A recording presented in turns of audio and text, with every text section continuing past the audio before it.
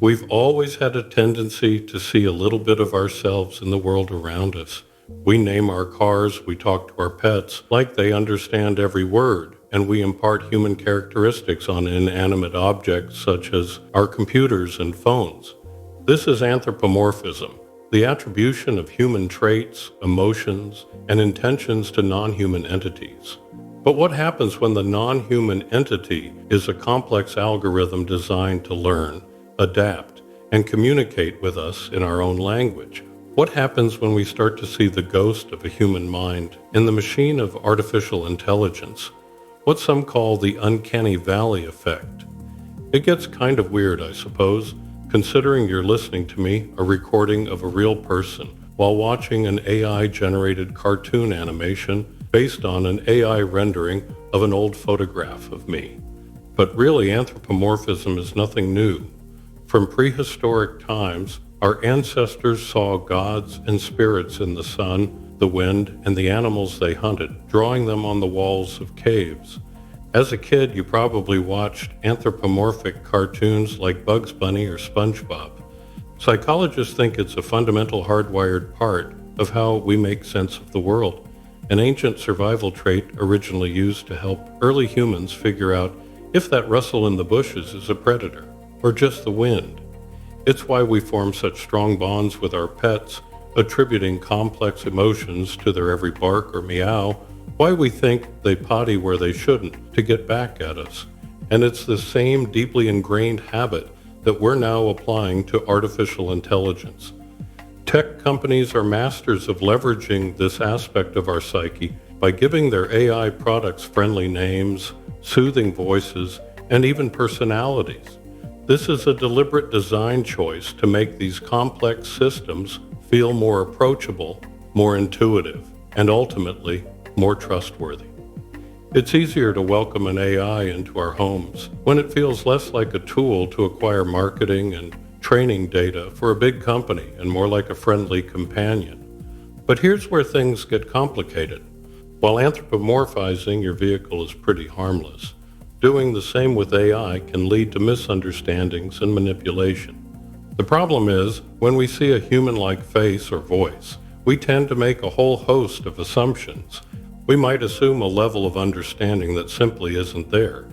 When a large language model like ChatGPT says I understand or I think, it's not experiencing understanding or thought in the human sense.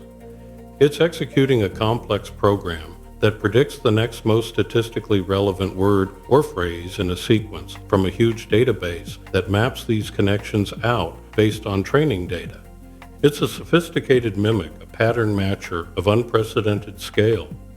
The philosopher John Searle came up with a famous thought experiment called the Chinese room argument.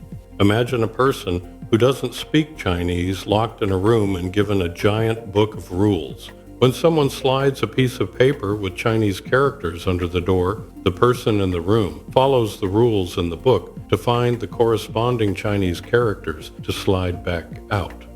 To the person outside, it seems like they're having a conversation with someone who actually understands Chinese. But the person inside the room doesn't understand a single word. They're just manipulating symbols. Searle argued that this is what today's AI is doing, simply manipulating data without any real comprehension or consciousness. And when we forget this, we open ourselves up to risks. We might overtrust an AI with sensitive information, believing it has our best interests at heart, when it's actually gathering information to sell us something. We might rely on it for critical decisions in medicine or finance, forgetting that its reasoning is based on the data it was trained on, biases, and all. This can have real-world consequences, from biased hiring algorithms to the spread of convincing but utterly false information. As AI ethicist Shannon Valor has pointed out, we risk creating a world where we are constantly being subtly manipulated by systems designed to exploit our natural tendency to trust what seems human. So, at its core, is AI just a big marketing machine designed to sell us more products and services we probably don't need, to gather information on us while simultaneously manipulating our thoughts and feelings? Is it, as the Red Hot Chili Peppers sang in Californication, born and raised by those who praise control of population? But what if there is something actually home underneath all that algorithmic complexity, a creature waiting to emerge from the primordial digital slime, a ghost in the machine? Basically, could an AI ever truly be conscious as we think of it? Since we've debated the nature of consciousness for centuries, it isn't going to be easy for us to come to a consensus and determine if AI systems are an emergent consciousness or just yet another complex tool we've invented to make our life easier and messier at the same time. My take on it is that current large language model AI systems are just a tool, and as such, can be used for valuable, inane, or dangerous purposes. These tools, like many past technological innovations, will be both dangerously disruptive and greatly beneficial in various ways, and bring in many ethical questions to be discussed and debated. But we might ponder, could there be other more complex algorithmic basilisks lurking out there in the digital dark? Maybe, but for now I'm going to leave that for the realm of science fiction.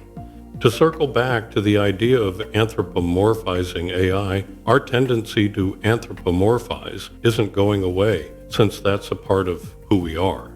And in some ways, it can be a good thing since it can help us interact with technology more intuitively. But we need to be aware of how this mindset can affect our thinking. We need to remember the difference between a convincing simulation and genuine understanding and consciousness. We need to be critical thinkers, aware of the potential for manipulation, error, and bias in these systems, no matter how human-like they may seem. As with many tools we've invented over the centuries, we have to handle it with care to avoid accidents and learn from our mistakes. What are your thoughts on anthropomorphizing AI? Have you ever caught yourself treating a machine like a person? Let me know in the comments below. I enjoy reading your thoughts on these topics, and help the YouTube AI algorithm market more of my videos by watching more of them, as well as liking and subscribing. As always, thanks for watching.